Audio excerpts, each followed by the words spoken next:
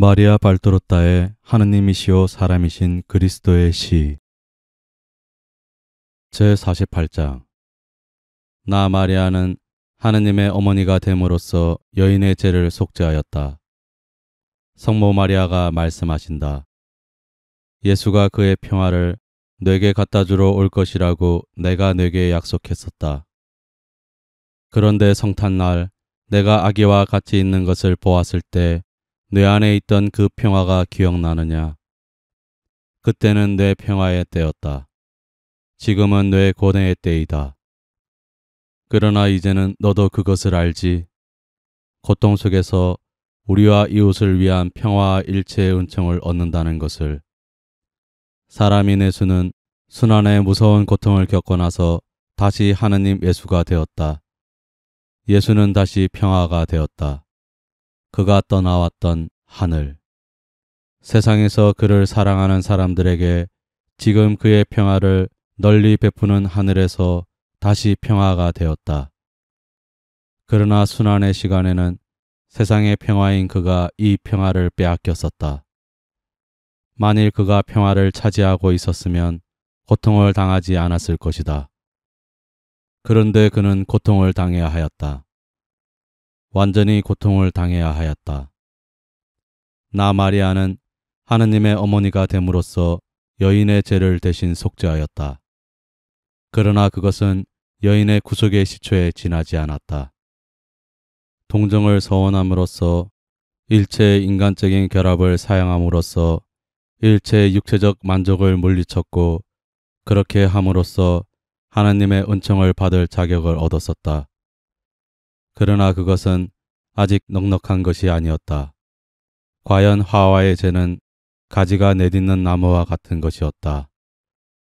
교, 탐욕, 탐도, 음란이라는 네 가지.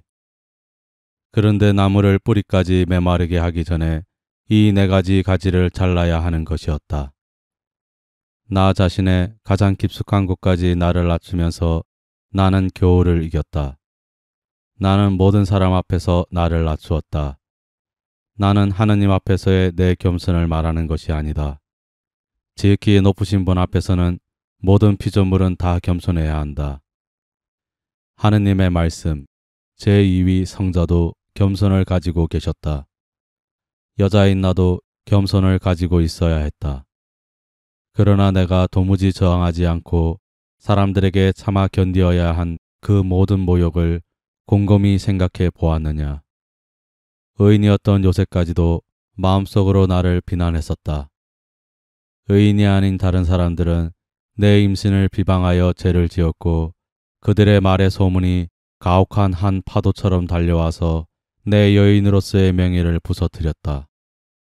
이것이 예수와 인류의 어머니로서의 내 일생이 내게 마련해준 수많은 모욕 중에 처음 것들이었다. 가난의 굴욕, 피난자로서의 굴욕, 진실을 알지 못하기 때문에 청년이 된 예수에 대한 어머니로서의 내 행동을 마음이 약한 탓이라고 공격하던 친척들과 친구들의 비난으로 인한 굴욕, 예수의 전도 생활 3년 동안의 모욕, 골고타의 그 시간에 받은 가혹한 모욕, 내 아들을 장사 지내기 위한 자리와 향료를 살 만한 돈이 없음을 인정하기까지에 이르는 창피 따위 말이다. 나는 미리 내 아들을 포기함으로써 처음 조상들의 탐욕을 이겼다. 어머니는 강요에 의하지 않고는 절대로 자식을 포기하지 않는다. 만일 자식이 조국이나 아내의 사랑으로나 하느님 자신에 의하여 그의 마음에 요구되면 어머니는 이별에 저항한다. 그것은 자연적인 것이다. 아들은 어머니의 태중에서 자라는데 그의 인격을 우리의 인격과 연결시켜주는 끈을 절대로 완전히 끊지는 못한다. 생명을 유지하는 데 필요한 배꼽의 줄이 끊어진 뒤에도 어머니의 마음에서 시작되는 신경, 육체의 신경보다도 더 살아있고 더 민감하며 아들의 마음에 연결된 정신적인 신경은 여전히 남아있다. 그리고 하느님께 대한 사랑이나 어떤 인간의 사랑이나 조국에 대한 의무 때문에 아들이 어머니를 떠나가게 되면 그 줄이 고통을 줄 정도로 팽팽히 늘어나는 것을 느끼게 된다. 그리고 죽음이 어떤 어머니에게서 아들을 빼앗아가면 그 줄이 끊어지면서 심장을 갈기갈기 찢어 놓는다.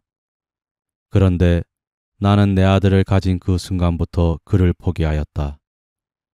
나는 내 아들을 하느님께 바쳤고 너희들에게 주었다. 나는 하느님에게서 열매를 훔친 하와의 죄를 속죄하기 위하여 내 태에서 나온 열매를 버렸다. 나는 하느님께서 나더러 알라고 하신 것만을 알기를 수락하고 내가 들은 것 이외에는 나 자신에게도 하느님께도 묻지 않음으로써 지식에 대한 탐도와 향락에 대한 탐도를 이겼다. 나는 탐구하지 않고 믿었다. 나는 향락의 탐도를 이겼다. 관능적인 만족을 일절 거부하였기 때문이다. 나는 내 육체를 발로 밟았다. 사탄의 도구인 육체를 사탄과 더불어 내 발 뒤꿈치 밑에 넣어 하늘에 가까이 가기 위한 발판을 만들었다. 내 목적인 하늘, 내 유일한 갈망이신 하느님이 계신 곳. 이 갈망은 탐도가 아니고 우리가 당신만을 갈망하는 것을 보기를 원하시는 하느님께 축복을 받는 필요사이다. 나는 개거리에까지 이르는 탐도인 음란을 이겼다. 과연 억제되지 않은 악습은 더 큰 악습으로 이끌어간다. 그렇지 않아도 비난할 만한 하와의 탐도가 그를 음란으로 이끌어갔다. 자기 혼자서 만족을 취하는 것만으로는 부족해서 하와는 그의 죄를 정교함에까지 이끌어갔다. 하와는 음란을 알았고 그것을 남자 동무에게 가르쳤다.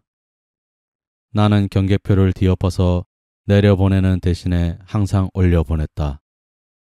타락시키기는 고사하고 나는 항상 정상을 향하여 끌어당겨서 성실한 사람이던 내 짝을 천사로 만들었다. 하느님을 차지하고 하느님과 더불어 그분의 무한한 보물을 차지하기가 무섭게 나는 서둘러 나를 버리고 이렇게 말하였다. 보십시오. 아기를 위하여 아기에 의하여 당신의 뜻이 이루어지기를 바랍니다. 하고 육체뿐만 아니라 애정과 생각까지도 자제하는 사람이야말로 순결한 사람이다. 나는 육체와 마음과 정신이 추잡한 여자를 완전히 멸망시키기 위하여 순결해야 하였다. 나는 이 자제를 버리지 않아 하늘에서는 오직 하느님의 것이고 세상에서는 오직 내 것이던 내 아들에 대해서까지도 이에는 내 것이다. 나는 내 아들을 원한다. 하는 말을 하지 않았다.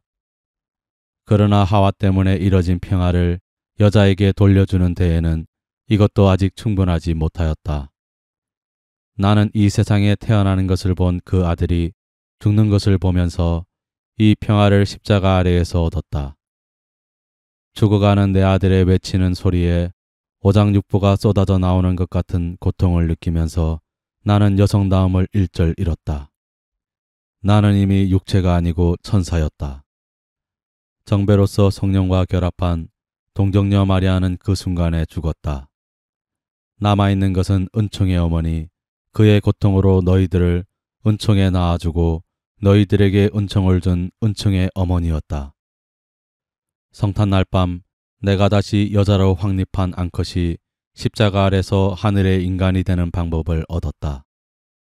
나는 만족을, 거룩한 만족까지도 일절 거부하면서 너희를 위하여 이렇게 하였다. 하와로 인하여 동물의 앙컷보다 나을 것이 없는 계집들의 처지가 되었던 너희들을 가지고 나는 너희들이 그러기를 원한다는 조건으로 하느님의 성녀들을 만들었다. 나는 너희를 위하여 이 정상에 이르렀다. 요셉과 같이 너희들도 하늘로 인도하였다. 골고타에 있는 바위가 내게는 올리브 나무 동산이다. 거기서 나는 다시 거룩하게 된 여자의 영혼과 동시에 하느님의 말씀을 가짐으로 해서 찬미를 받은 내 육체를 하늘에까지 올려가기 위하여 비약하였다. 그리고 내 안에 하와의 마지막 흔적까지 독이든 가지 넷이 달린 그 나무의 마지막 뿌리까지 인류를 타락으로 끌고 간 관능에 깊이 박힌 뿌리에 이르기까지 없애버렸다. 관능에 깊이 박힌 이 뿌리는 세상 마칠 때까지 또 마지막 여인에 이르기까지 너희들의 마음속을 괴롭힐 것이다. 내가 사랑의 빛남 속에서 반짝이는 그곳에서 너희들을 부르며 너희 자신을 이길 수 있는 구제책을 가르쳐 준다. 그 구제책은 내 주님의 은총과 내 아들의 피다. 그리고 내 대변자인 너는 뇌가 면하지 못할 십자가의 못박음 가운데에서 힘을 가지기 위하여 예수의 이 첫 새벽의 빛 속에서 내 영혼을 쉬게 하여라. 우리는 내가 여기 오기를 고통의 길로에서 올라오는 이곳에 오기를 원하기 때문이고 세상의 은총을 얻어주기 위하여 더 많은 마음 고통을 겪을수록 그만큼 더 높이 올라오는 이곳에 내가 오기를 원하기 때문이다. 평안히 가거라. 나는 너와 함께 있다. 제49장 목자들의 경배. 나는 스승이신 예수님 앞에서 글을 쓰고 있다. 나를 위하여, 모든 것을 나를 위하여, 그렇게도 오랜 세월 후에 나를 위하여, 순전히 나를 위하여 돌아오신 스승 예수님. 여러분은 아마 내게 이렇게 말할 것이다. 아니 무슨 소리냐? 내가 다시 듣고 보고 하는 것이 거의 한 달이 되는데 그렇게도 오랜 세월이 지난 후에 마침내 예수님을 맞이했다고 말하다니. 나는 내가 말과 글로 여러 번 말한 것을 다시 한번 대답하는 것이다. 보는 것과 듣는 것은 다른 것이고 특히 남들을 위하여 보고 듣는 것과 순전히 나를 위하여 나만을 위하여 보고 듣는 것은 다르다. 첫째 경우에는 나는 구경꾼이고 내가 보고 듣는 것을 옮기는 사람이다. 그러나 이것이 내가 기쁨을 주지만 그것들은 언제나 우리에게 큰 기쁨을 가져다 주는 일들이니까. 그것이 외적인 기쁨이라는 것도 사실이다. 말들은 내가 그렇게도 잘 느끼는 것을 제대로 표현하지 못한다. 그러나 이 이상 더 낮게 내 감정을 표현할 줄을 모른다. 요컨대 내 말은 내 기쁨이 훌륭한 책을 읽거나 아름다운 광경을 보는 어떤 사람이 느끼는 기쁨과 비슷하다는 뜻이다. 그 사람은 그 기쁨으로 감격하고 그것을 맛보고 그 기쁨의 조화를 감탄하며 생각한다. 저 사람이 있는 처지에 있다면 얼마나 좋을까 하고. 그런데 둘째 경우에는 듣고 보는 것이 나를 위한 것이며 그때에는 그 사람이 나이다. 그 사람이 나에게는 내가 듣는 말이고 내가 보는 얼굴이다. 나와 그분이고 나와 마리아이고 나와 요한이다. 살아있고 참되고 실제적이고 아주 가까이 있는 분들이다. 영화 필름이 돌아가는 것을 보는 것처럼 내 맞은편에 있는 것이 아니고 살아있는 사람들 같이 내 침대 곁에 방안을 왔다 갔다 하거나 가구에 기대거나 앉거나 서거나 하는 사람들. 내 손님들이다. 이것을 누구나가 보는 환상과는 아주 다른 것이다. 요컨대 이 모든 것이 나를 위한 것이다. 그런데 오늘, 아니 어제 오후부터 예수님은 여기 계시다. 상아빛을 띤 흰 모직으로 지은 그분의 보통 옷을 입고 계신데 그 옷은 하늘에서 입고 계신 옷. 너무 휘어서 빛의 실로 짰다고 할 수 있을 비물질적인 암압으로 지은 것 같은 빛나는 옷과는 무게와 빛깔이 사뭇 다르다. 예수님은 여기에 오래된 상아빛같이 흰 아름답고 길고 날씬한 손을 가지고 젓갈색을 띤 번쩍이는 밤색 속눈썹 사이에서 짙은 청옥색의 위압적이면서도 부드러운 눈이 빛나는 길고 흰 아름다운 얼굴을 가지고 계시다. 예수님은 여기에 길고 부드러운 아름다운 금발을 가지고 계시다. 해가 닿는 부분은 더 선명하고 굽이진 안쪽에는 더 어두운 젓갈색 금발이다. 예수님은 여기 계시다. 그분이 여기 계시다. 나를 보고 미소하시고 당신에 대해서 글을 쓰고 있는 나를 내려다보신다. 비아레지오에서 하시던 것과 같이 또 성주관 후부터는 안 하시던 것과 같이 성주관부터는 그분이 내게 열병이 되는 그 모든 슬픔을 주셨다. 그 슬픔은 그분을 잃은 고통에다 적어도 내가 그분을 보았던 그곳에서 살기만 하는 기쁨이 빼앗기는 고통이 덧붙여졌을 때에는 거의 절망이 되었었다. 나는 그분을 본 그곳에서는 이렇게 말할 수가 있었다. 여기에 그분이 기대셨다. 여기서는 앉으셨고 여기서는 몸을 굽혀 내 머리에 손을 얹으셨다고. 또 그것은 내 가족들이 세상을 떠난 곳인데 그런 것을 경험하지 못한 사람은 이해할 수가 없다. 아니다. 이 모든 호의를 누리겠다고 주장할 이유는 없다. 우리는 그것이 우리가 받을 자격이 없는 거저주는 은총이라는 것을 알고 있으며 그 은총들이 우리에게 주어졌을 때 그것들이 오래 계속되기를 바랄 수도 없다. 우리는 이것을 잘 안다. 그래서 그 은총을 우리가 많이 받으면 받을수록 우리에게 주어지는 무한한 아름다움과 하느님의 부 앞에서 우리의 혐오를 일으키는 비참을 인정하며 우리를 한층 더 겸손하게 낮추게 된다. 그러나 신부님, 무슨 말씀을 하시렵니까? 아들은 아버지 어머니를 보기를 바라지 않습니까? 그리고 아내는 남편을 보기를 바라지 않습니까? 그리고 죽음이나 또는 오래 떨어져 있음으로 인하여 그들을 보지 못할 때에는 그들이 살았던 곳에서 산다는 사실에서 위안을 얻지 않습니까? 만일 그곳을 떠나야 한다면 거기 없는 사람이 그들의 사랑을 갖지 않은 장소도 잃었기 때문에 이중으로 고통을 당하지 않습니까? 이 고통 때문에 괴로워하는 것을 그들에게 비난할 수 있습니까? 아닙니다. 그러면 제 경우에는요. 예수님이 제 아버지요 정배가 아니십니까? 아버지나 남편보다도 더 소중하고 훨씬 더 소중한 분이 아니십니까? 그리고 예수님이 제게 그런 분이시라는 것은 제 어머니의 별세를 어떻게 참아 견디었는지를 가지고 판단하십시오. 저는 정말 고통을 당했습니다. 아시지요? 저는 어머니의 성격에도 불구하고 사랑했기 때문에 아직도 슬퍼하고 있습니다. 그러나 제가 그 고비를 어떻게 넘기는지 보셨지요? 예수님이 거기 계셨습니다. 그리고 예수님은 제게 어머니보다도 더 소중하셨습니다. 이 말씀을 드려야 할까요? 저는 고통을 당했습니다. 그런데 그때 괴로웠던 것보다 8달이 지난 어머니의 죽음을 지금 더 괴로워합니다. 이것은 지난 2달 동안 나를 위해 예수님을 모시지 못했었고 나를 위해 성모 마리아를 모시지 못했었기 때문입니다. 그리고 지금 또 이분들이 저를 잠시 내버려 두시기만 해도 저는 그 어느 때보다도 병든 고아로서의 제 슬픔을 더 느끼게 되고 그 무정한 날들의 인간적인 쓰라린 고통에 다시 잠기게 됩니다. 나는 예수님이 보시는 앞에서 글을 쓴다. 그러므로 과장도 하지 않고 아무것도 왜곡하지 않는다. 하기는 그렇게 하는 것이 내 방식은 아니다. 그러나 내가 그런 사람이라 하더라도 그 시선 아래서 그런 사람으로 있을 수는 없을 것이다. 나는 이것을 그렇게 해버릇하지 않던 이곳에서 썼다. 그것은 성모 마리아에 대한 환상은 보잘것없는 나를 나타내는 것으로 중단하지 않기 때문이다. 나는 성모님의 영광을 나타내야 한다는 것을 벌써 알고 있다.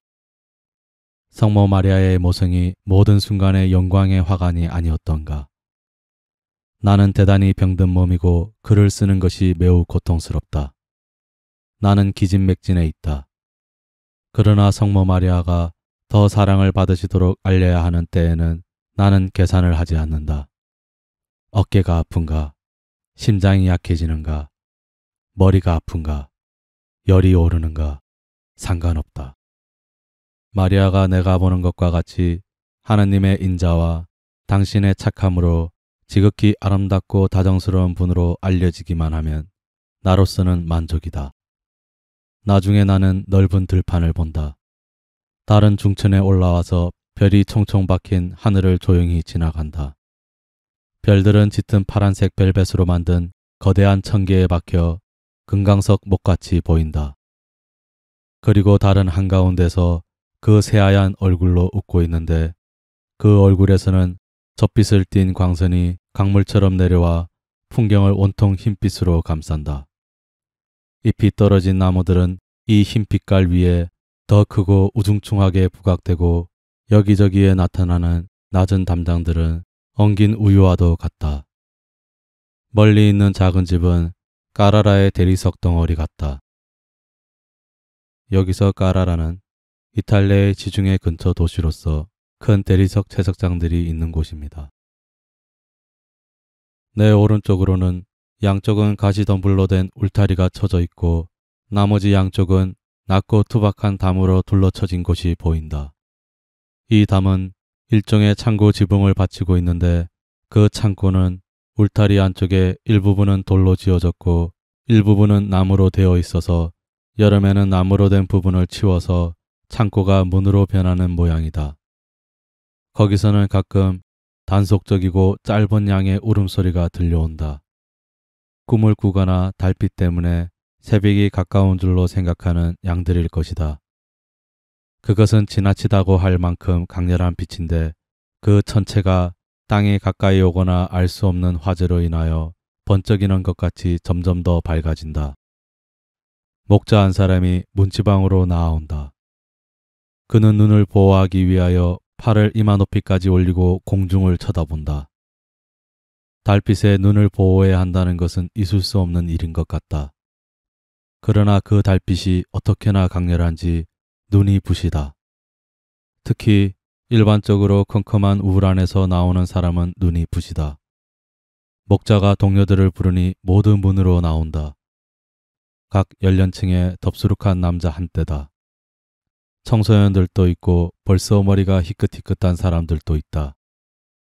그들은 이상한 사실을 이러쿵저러쿵 말하는데 나이가 더 어린 사람들은 무서워하고 특히 12살쯤 되어 보이는 소녀는 울기 시작하여 나이 많은 사람들의 놀림을 받는다.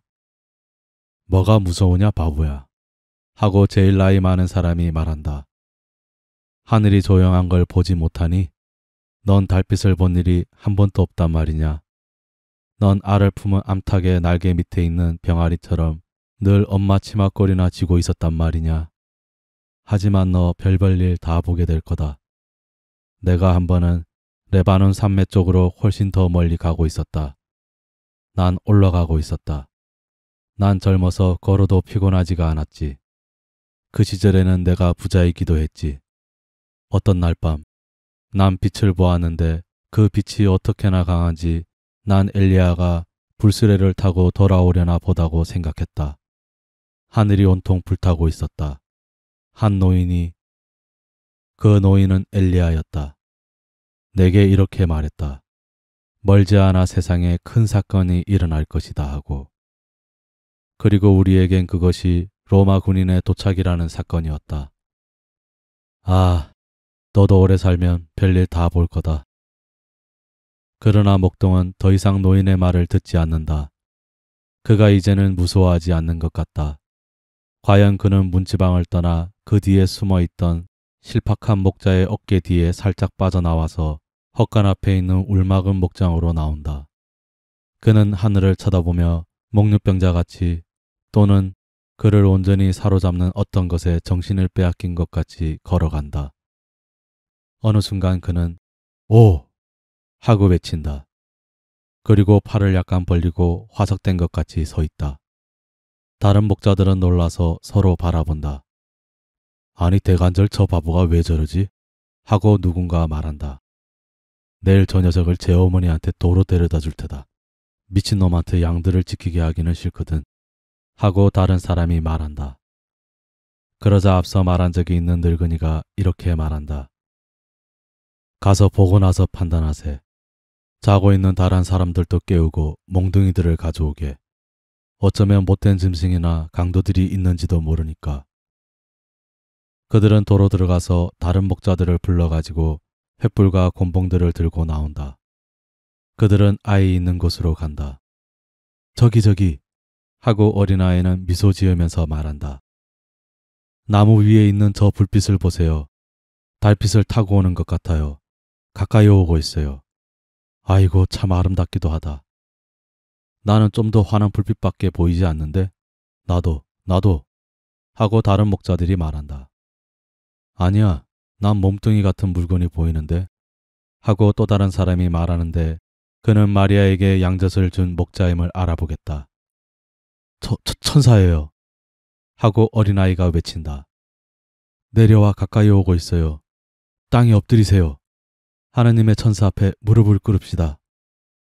목동들의 무리에서 길고 공손한 오 소리가 들리고 그들은 얼굴을 땅에 박고 엎드리는데 그들은 나이를 더 먹을 만큼 이 발현에 놀란 것 같다. 더 젊은이들은 무릎을 꿇고 천사를 쳐다보는데 천사는 점점 가까이 와서 큰 날개를 펴고 둘러친 담 위에 공중에 멈춰선다. 날개는 천사를 둘러싸고 있는 흰빛 속에서 흰 진주빛으로 빛난다. 두려워 마시오. 나는 당신들에게 불행을 가져오지 않아요. 나는 이스라엘 백성과 이 세상의 모든 백성에게 큰 기쁨의 소식을 전하러 왔습니다. 천사의 목소리는 밤개꼬리의 목소리를 반주하는 듣기 좋은 하프 소리 같다. 오늘 다윗 고도의 구세주가 나셨습니다. 이 말을 하면서 천사가 날개를 더 활짝 펴고 기쁨으로 마음이 설레는 것 같이 날개를 흔드니 빛나는 금은 보석이 비오듯 쏟아지는 것 같다. 초라한 목장 위에 개선문을 그려놓는 참다운 무지개이다. 그리스도이신 구세주가 나셨어요. 천사는 더 반짝이는 빛으로 빛난다. 이제는 움직이지 않고 하늘을 향하고 있는 그의 두 날개는 청옥색 바다 위에 움직이지 않고 있는 두 폭의 돛과 같고 타고 있는 두 줄기 불꽃 같다. 그리스도, 주님. 천사는 빛나는 그의 날개를 젓고 마치 진주로 지은 옷을 금강석으로 지은 웃옷으로 가리듯이 날개로 몸을 가리고 가슴을 두 팔로 감싸고 경배하기 위한 것처럼 숙였기 때문에 접힌 날개 윗부분에서 드리워진 그림자 속으로 사라진다. 이제는 대영광성 한번 웰 만한 동안 움직이지 않는 길고 빛나는 형체밖에 보이지 않는다. 그러나 이제는 천사가 움직인다. 그는 날개를 다시 펴고 빛이 천국인 것 같은 미소로 피어나는 얼굴을 들고 말한다. 당신들은 이런 표로 그분을 알아보게 될 것입니다. 베들레헴 뒤편에 있는 초라한 외양간에서 당신들은 벤의 옷에 쌓여 짐승들의 구유에 누여있는 아기를 볼 것입니다. 메시아에게는 다윗 고도에는 방이 없었기 때문입니다. 이 말을 하면서 천사는 엄숙해지고 침울해지기까지 한다. 그러나 하늘에서 그와 비슷한 천사들의 무리가 내려온다. 아, 얼마나 굉장한 무리인가. 천사들이 환희하며 사닥다리 모양으로 내려와 그들의 낙원의 것과 같은 빛으로 달빛은 보이지 않게 한다. 천사들은 예수의 탄생을 알린 천사 둘레에 모여서 날개를 흔들고 향기를 풍기며 음악적인 화음을 들려주는데 거기에는 세상의 가장 아름다운 목소리가 모두 모여 있으나 완전히 낭낭한 목소리들이다. 그림이 빛이 되려는 재료의 노력이라면 여기서는 아름다운 곡조가 하느님의 아름다움을 표현하려는 음악의 노력이며 이 아름다운 곡조를 듣는 것은 천국을 아는 것이다.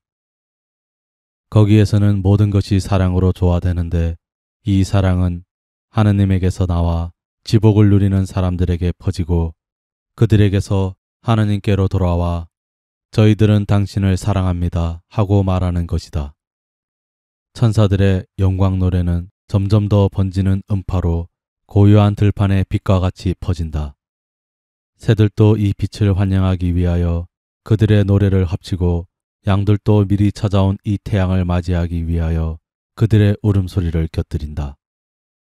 그러나 나는 이미 동굴에서 소와 나귀에 대하여 생각했던 것처럼 이것은 짐승들이 사람으로서 뿐 아니라 하느님으로서 그들을 사랑하시려고 그들 가운데 오신 그들의 창조주께 인사를 드리는 것이라고 믿고 싶다. 천사들이 다시 하늘로 올라가는 동안 노랫소리도 작아지고 빛도 줄어든다. 목자들은 다시 제정신이 된다. 들었어? 가볼까? 짐승들은 어떡하고? 뭐, 별일 없을 거야.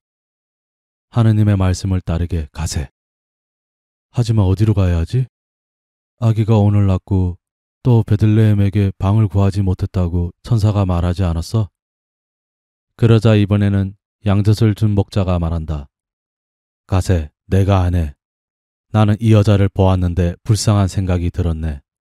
나는 이 여자가 방을 얻지 못할 걸로 생각했기 때문에 그 여자를 위해 어떤 장소를 일러주었어.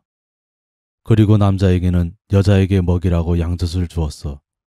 그 여자는 아주 젊고 대단히 아름다워. 우리한테 말한 천사만큼 착할 게 틀림없어. 양젖과 치즈와 어린 양과 무두질한 양가죽을 가지러 가세. 그 사람들 틀림없이 매우 가난할 거야.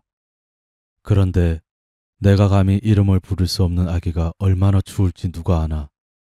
그리고 내가 아기 어머니에게 하찮은 여인에게 말한 것처럼 말한 것을 생각하니 그들은 헛간으로 간다. 그리고 조금 있다가 어떤 사람은 양젓 그릇을, 어떤 사람은 골풀로 짠 그물에 싼 둥근 치즈를, 어떤 사람은 매매하고 우는 어린 양을, 어떤 사람은 마무리를 한 양가죽들을 가지고 나온다. 나는 한 달 전에 새끼를 낳은 양을 가지고 가네. 요놈 젖이 아주 훌륭하거든. 만일 여자가 젖이 부족하면 양젖이 대단히 유익할지도 몰라. 그 여자는 아주 어려 보였어. 아주 창백하고 달빛을 받은 자스민 빛깔이었어. 하고 양젖을 준 목자가 말한다. 그러면서 다른 사람들을 인도한다. 그들은 헛간과 울타리 문을 닫은 다음 달빛과 햇불로 길을 밝히며 간다. 그들은 들판의 오솔길로에서 겨울이라 잎이 떨어진 가시나무 울타리들 사이로 지나간다. 그들은 베들레헴을 한 바퀴 돌아서 외양간에 이르렀지만 마리아가 온 길로에서 오지 않고 반대쪽으로 해서 왔다. 그래서 그들은 더 낮게 정돈된 동굴 앞을 지나지 않고 그들이 찾는 피신처를 곧 발견한다. 그들은 구멍으로 가까이 간다. 들어가. 난 못 들어가겠어. 자네가 들어가게. 아니, 들여다보기라도 해. 천사를 제일 먼저 본 레이. 너는 그러니까 우리보다 낫다는 편이 뇌가 들여다보아라. 정말이지 그들이 처음에는 꼬마를 미치광이로 취급하였으나 지금은 그들이 감히 하지 못하는 것을 꼬마가 하니 그들에게 쓸모가 있다. 소녀는 망설이다가 결단을 내린다. 그는 피신처로 가까이 가서 겉옷을 조금 젖히다가 항울에서 딱 묻는다. 못이 보이니? 하고 그들은 작은 목소리로 걱정스럽게 묻는다. 아주 젊고 예쁜 여자와 그 위에 몸을 숙이고 있는 남자가 보여요. 그리고 소리도 들려요. 아기 우는 소리하고 여자가 아기에게 말하는 목소리가 들려요. 아이고, 기가 막힌 목소리예요. 뭐라고 하니? 이렇게 말해요. 내 아기 예수야. 내 엄마의 사랑 예수야. 울지 말아라 아가. 여자는 이렇게 말하고 있어요. 아, 내게 아가 젖 먹어라 하고 말할 수 있었으면 얼마나 좋겠니.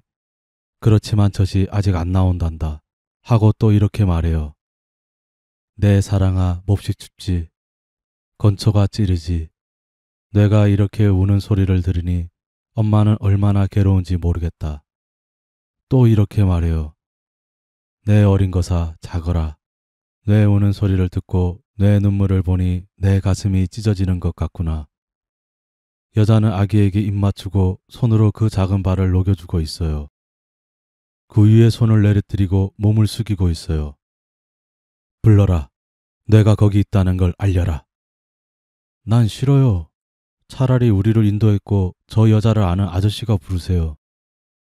목자는 입을 벌리고 요란한 한숨만 내고 만다. 요셉이 몸을 돌려 문으로 나온다. 누구요? 목자들입니다. 먹을 것과 양털을 가져왔습니다. 우리는 구세주께 경배하러 왔습니다. 들어오시오. 그들이 외양간으로 들어가서 외양간이 햇불로 환해진다. 나이 많은 사람들은 젊은이들을 앞으로 민다. 마리아는 돌아서서 미소 보이며 오세요 하고 말한다. 오세요 하고 말하면서 마리아는 손과 미소로 그들을 권유하고 천사를 본 소년을 잡아 구유 아주 가까이에 있는 자기에게로 끌어당긴다. 그러자 소년은 기뻐하며 들여다본다. 다른 목자들도 요셉의 권유로 선물들을 가지고 앞으로 나아온다. 그리고 짤막한 간격의 말을 하며 선물들을 마리아의 발 앞에 내려놓는다.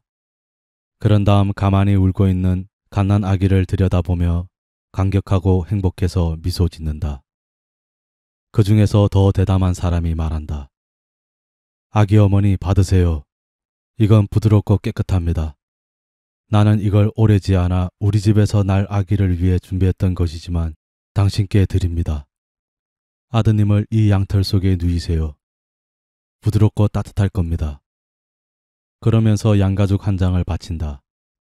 털이 새하얗고 긴 매우 아름다운 양가죽이다. 마리아는 예수를 들어올려 양가죽으로 싼다.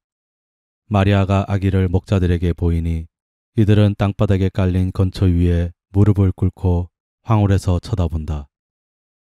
그들은 더 대담하게 되어 그중 한 사람이 제안한다. 아기에게 양젓 한 모금이나 더 낮게는 꿀물을 좀 주어야 할 겁니다. 하지만 우리는 꿀이 없어요. 갓나 아기들에게는 꿀을 주는 건데 난 아이가 7이나 있기 때문에 그걸 알지요. 여기 양젓이 있어요. 아기 엄마 받으세요. 하지만 젖이 찬 걸 따뜻한 젖이 있어야 해. 엘리야가 어디 있나? 그 사람이 양을 가지고 있는데.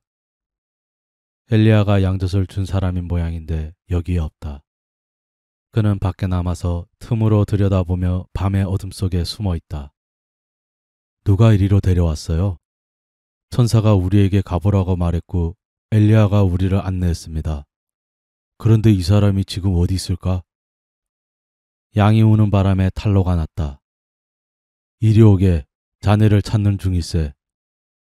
그는 그중 주목을 많이 받는 바람에 쭈뼛쭈뼛하며 양을 데리고 들어온다. 당신이요? 하고 요셉이 그를 알아보고 말한다. 그리고 마리아는 미소를 보내면서 아저씨 친절하십니다 하고 말한다. 그들은 양젓을 짠다. 그리고 마리아는 따뜻하고 거품이 있는 양젓에 닌네르천 끝을 담가서 아기의 입술을 적시니 아기는 그 달콤한 크림을 빤다.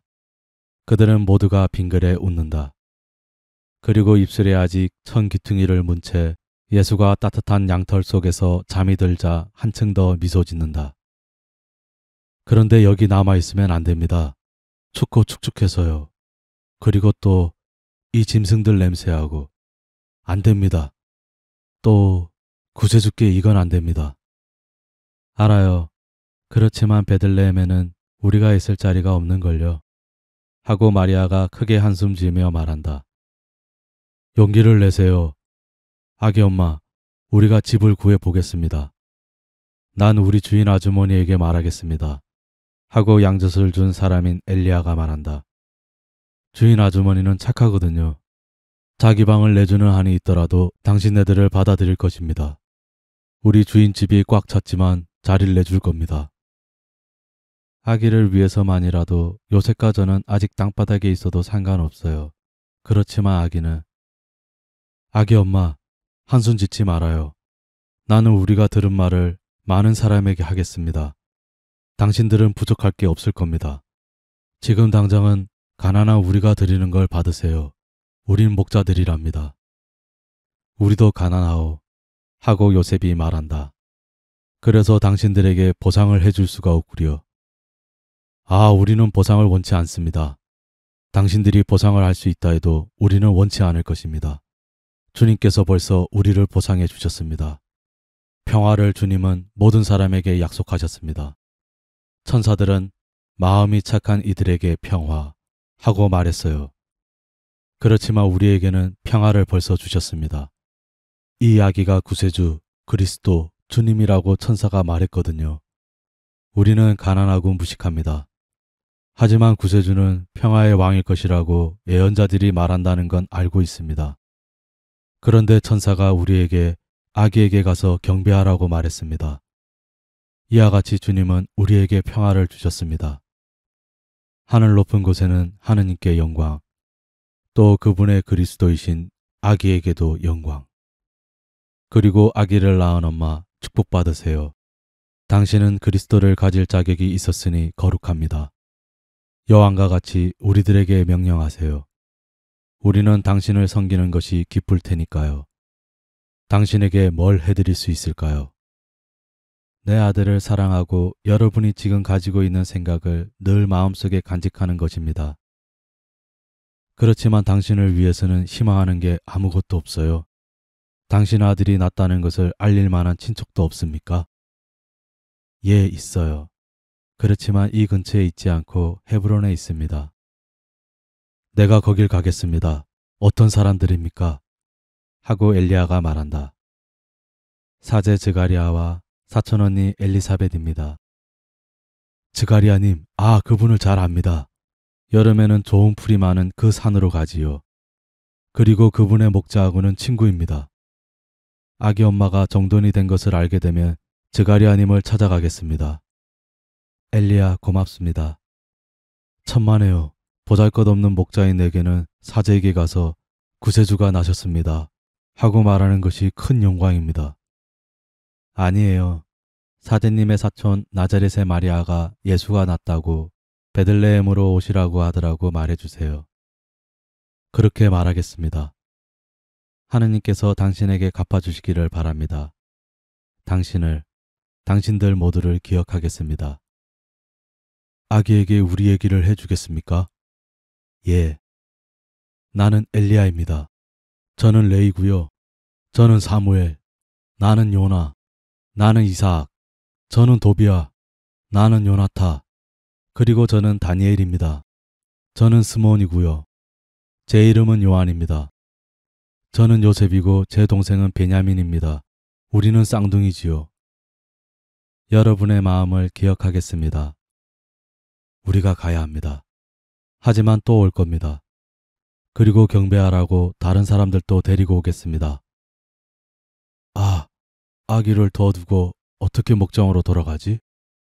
아기를 우리에게 보여주신 하느님께 영광. 아기 옷에 입 맞추게 해주세요. 하고 레이가 천사와 같이 웃으며 말한다. 마리아는 예수를 살그머니 들고 건초에 앉아서 닌네르 천으로 싼 조그만 발에 입 맞추라고 내민다. 수염이 있는 사람들은 먼저 수염을 닦는다. 거의 모두가 눈물을 흘린다. 그리고 떠나야 할 때는 마음을 구유 곁에 남겨둔 채 뒷걸음질로 나아간다. 내게는 환상이 이렇게 끝난다. 마리아는 아기를 안고 집 위에 앉아 있고 요셉은 구유 전에 팔꿈치를 개고 바라보며 경배한다.